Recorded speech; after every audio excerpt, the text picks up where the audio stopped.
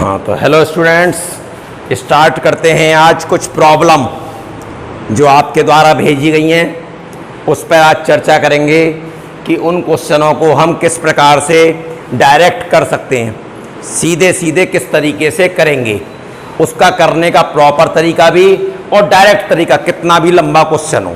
देखिए आपके सामने पहला क्वेश्चन है, दो रेखाएं जो बिंदु 6,-4 से गुजरती हैं और उनके अंतःखंडों का योग, अंतःखंड की आपसे बात हुई थी, अंतःखंडों है, इसका मतलब एक से ज्यादा खंड है, ए और बी, अंतःखंडों का योग कितना है? 12। और वो कहां से आ रही है रेखा? इस बिंदु से आ रही है, तो उसका समीकरण ज्ञात कीजिए। उस रेखा का समीकरण ज्ञात करना है। जरा बात को सुने आप। यदि आप बहुत शॉर्टकट करना चाहें तो पहले जब वो रेखा इस बिंदु से गुजर रही है तो ये बिंदु से रेखा क्या करेगा? भाई रेखा के बारे में पूछा है तो रेखा की तो ऑप्शन दे रखे, हमने संतुष्ट करा के देखा। 6 यहां लगाया, 6 × 18 और माइनस के 4, 18 में से 4 जाएंगे तो क्या 24 बचेंगे? तो ये आंसर नहीं हो सकता। यहां पे लगाया 6 × 18 और माइनस के 4 और माइनस प्लस के 4, ये कितने हो गए? 22। ये 18 नहीं हो सकता। यहां लगाया 6, माइनस के 4 का -3 में गुणा प्लस के कितने हो गए? 12, और 12 और 6 ये हो सकता है। अभी एक कंडीशन लगी है खाली, हो सकता है। अब हम इसके अंतःखंडों का योग देखें, कितना आना चाहिए? 12। अंतःखंड निकालते समय अंतःखंड रूप में परिवर्तित करना चाहिए, और अंतःखंड रूप क्या होता है? x/a + y/b बराबर 1, मतलब बराबर 1 होना चाहिए। तो 18 का भाग कर दो, x/18, 3y/18 बराबर 1। 3 से कितने कट गए? 6 बार। x/18 plus y/-6 standard form में लिख दिया। अरे माइनस है तो माइनस यहां लिख लिया, प्लस माइनस माइनस ही होता है। x/a + y/b बराबर 1। a का मान कितना है? 18। b का मान कितना है? -6। यदि a + b को जोड़ेंगे, 18 और -6 कितने होते हैं? 12। संतुष्ट कर रहा है, इसका आंसर ये है डायरेक्ट। आप इसको संतुष्ट करा के देखो। 6, -4 लगा देख रहे हैं, जबरदस्ती देख रहे हैं, और 4 × 12, क्या 6 में से 12 आएंगे 24 आएंगे? तो इसका मतलब एक कोई संतुष्ट कर रही है। हम ये नहीं भी निकालते तब भी हमारा काम चल जाता, लेकिन कंडीशन हमें दोनों देखनी चाहिए हमेशा, दोनों कंडीशन। ऐसा ना हो कि यहां तो ये संतुष्ट कर गया और अंतःखंडों का योग 12 आ ही नहीं रहा, और आपने फटाफट एक कंडीशन लगाई और टिक मारे आए, और पता चला चौथे में बिंदु भी संतुष्ट कर रहा हो और अंतःखंडों का योग 12 भी आ रहा हो। ऐसा हो सकता है, ऐसा दिया जाता है। ये समझ में आया? यदि इसी को सॉल्व करने लगे तो बहुत लंबा हो जाएगा, पूरा 1 पेज भरेगा, 1 पेज। हाई स्कूल में ऐसे ही कराया जाता है, वहां पे द्विघात समीकरण बनती है, वहां पे मालूम है कैसे करते हैं इसको, इसी क्वेश्चन को यदि आप करोगे तो इस बिंदु से गुजरता है, अंतःखंडों का योग 12 है, इसका मतलब a + b 12 तो है। अब वहां कैसे करते हैं?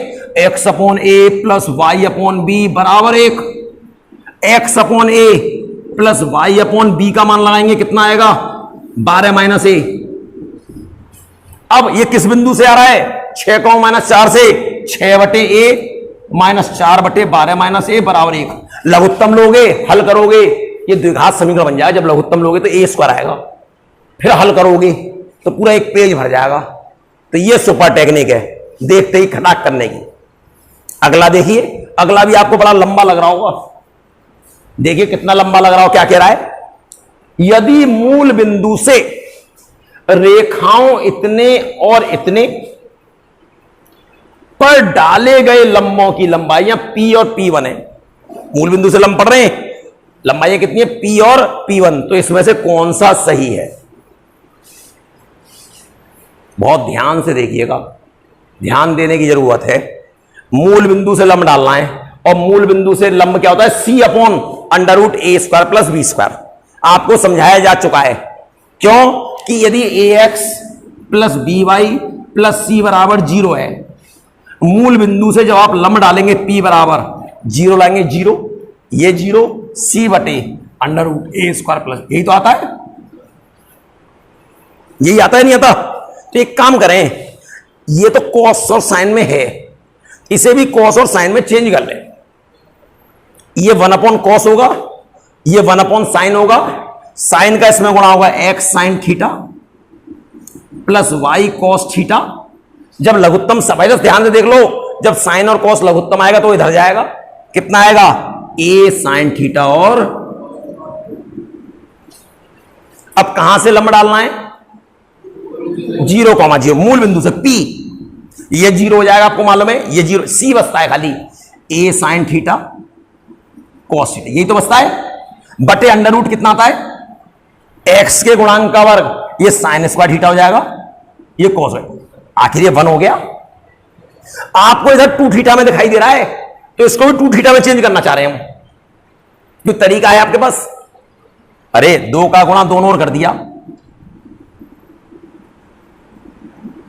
अरे 2 का इधर कर दिया, 2 का इधर कर दिया, ये 2p हो गया, और ये कितना हो गया a sin 2 थीटा। हो गया नहीं हो गया, अरे 2 sin a cos a sin 2a होता है, बिल्कुल बात क्लियर है।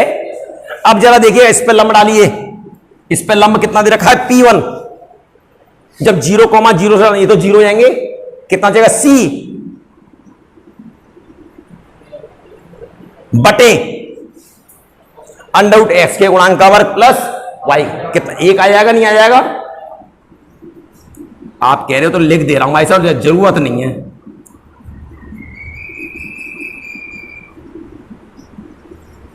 यहां तो बात क्लियर है। अब आप एक चीज देखिए, क्या ऑप्शन में साइन कॉस आ रहे हैं, साइन कॉस भगाना है, साइन कॉस आप कैसे भगा सकते हैं, sine square plus cos square 1 होता है, तभी भागेगा। इसका मतलब यहां साइन में आ रहा है, यहां कॉस में आ रहा है, तो क्या करते हैं, दोनों का वर्ग करके जोड़ दें, 1 का वर्ग प्लस ये कितना हो गया 4p स्क्वायर, ये कितना हो गया p1 स्क्वायर, और जोड़ना है, इसमें a स्क्वायर साइन स्क्वायर आएगा, इसमें a square cos square, a square common, sine square 2 theta plus cos square, और इसकी वैल्यू कितनी होती है 1, तो कितना आ गया 4p square plus p1 square बराबर a square, 4p square plus p1 square बराबर 4a स्क्वायर, और 4a स्क्वायर नहीं गलत है, इसमें 4a स्क्वायर है, खाली उसमें a स्क्वायर आ रहा है चौथा। ये बात समझ में आई नहीं आई, पहले तो ये देखें आप, इन दोनों में कोई क्वेश्चन आपको तकलीफ दे रहा हो,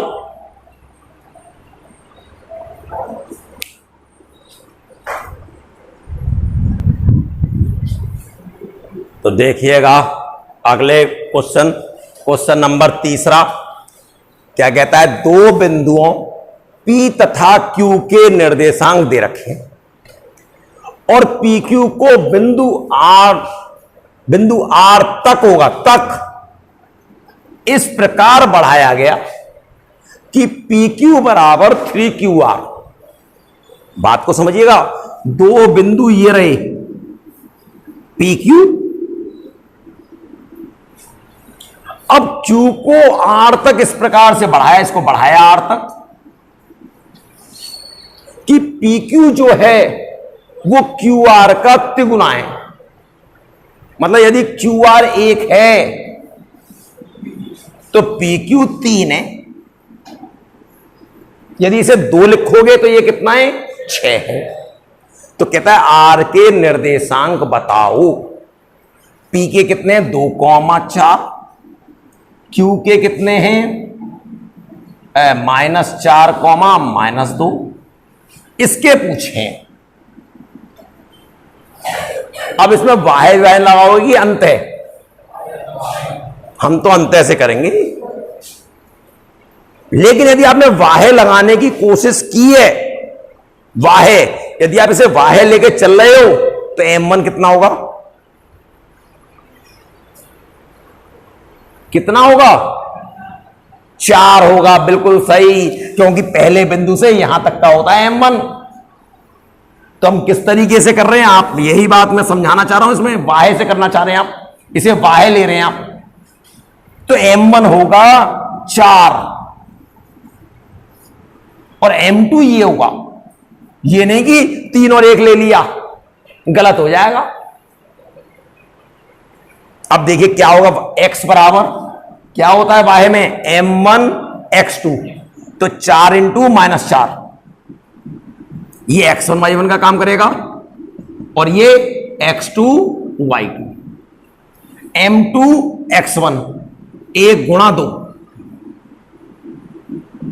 माइनस आता है यहां, बटे m1 माइनस m2, 4 चौक 16, माइनस के 16 और माइनस के 2 माइनस के 18 बटे 3 माइनस के 6, माइनस के 6 तो कहीं है भी नहीं, मुझे तो नहीं दिखाई दिया कहीं माइनस के 6। तो एक बार आप अच्छी तरह से दोबारा देख ले, कहीं लगाते समय कोई गलती हो गई। 4 into -4 minus m2 x1 1 into 2 बिल्कुल सही है, बटे m1 माइनस m2 बिल्कुल सही है, कहीं गलत तो नहीं लगा हुआ। इसी प्रकार y बराबर क्या आएगा, m1 y2 कितना आएगा, 4 into -2 minus m2 y1 1 into 4 बटे कितना आएगा, m1 माइनस m2। देखिए 4 दूनी 8, माइनस के 8 और माइनस के 4 माइनस के 12 बटे 3, 3 चौक 12, 3 चौक 12। तो देखिएगा x का मान -6 और y का मान -4, इसलिए ऑप्शन कौन सा सही है, ए। अब देखिएगा अगला क्वेश्चन है, चौथा क्वेश्चन, 2 स्थिर बिंदु a 0 और -a,0 है। एक बिंदु ऐसे गमन करता है कि pa² प्लस pb² बराबर 2 λ²। p का बिंदु पथ बताओ। अब जरा बात को ध्यान दीजिएगा, बिंदु पथ होता क्या है। मैंने आपको बड़ा सिंपल सा सिखाया कि बिंदु पथ होता है जिस बिंदु का बिंदु पथ निकालना उसे कुछ मान लो। आपने क्या मान लिया, जिस बिंदु h, k मान लिया। दूसरे स्टेप में जो कंडीशन दे रखी हो, कैसे गमन कर रहा है कि इस बिंदु से pa² प्लस pb² बराबर 2 λ²। ये तो p है ना, अरे p तो था, बिंदु ऐसे गमन p ये रहा और a ये रहा। और p ये क्या होता है, दो बिंदुओं के बीच की दूरी, और दूरी में क्या आता है, अंडर रूट, और जब स्क्वायर लगाए तो अंडर रूट क्या हो जाएगा, भाग जाएगा। तो दो बिंदुओं के बीच की दूरी कैसे निकालेंगे, h माइनस a का whole square plus k minus 0 का होल स्क्वायर प्लस, अब pb का स्क्वायर निकालेंगे, किसका, pb का। तो pb का क्या होगा, h, इसको घटाऊंगा, h प्लस a का whole square plus k minus 0 का होल स्क्वायर बराबर कितना है, 2 λ²। बिल्कुल बात क्लियर। अब देखिएगा जब होल स्क्वायर खोलूंगा तो इसमें 2ab माइनस का आएगा, इसमें 2ab किसका आएगा, प्लस का आएगा। अब देखना h² 2h², k² 2k²। अब यहां a² और ये a² कितने, 2a², 2 λ²। 2 का भाग कर दो तो कितना आ गया, h²।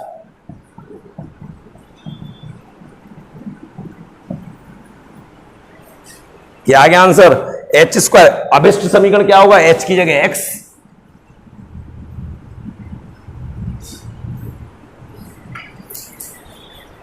क्या आ गया आंसर, x² प्लस y² बराबर λ² माइनस a²। तो आपको यह बात ध्यान रखनी है, बिंदु पथ होता क्या है, जिस बिंदु का बिंदु पथ निकालना हो उसे h k मान लो, जो कंडीशन दे रखी है वो कंडीशन लगा दो।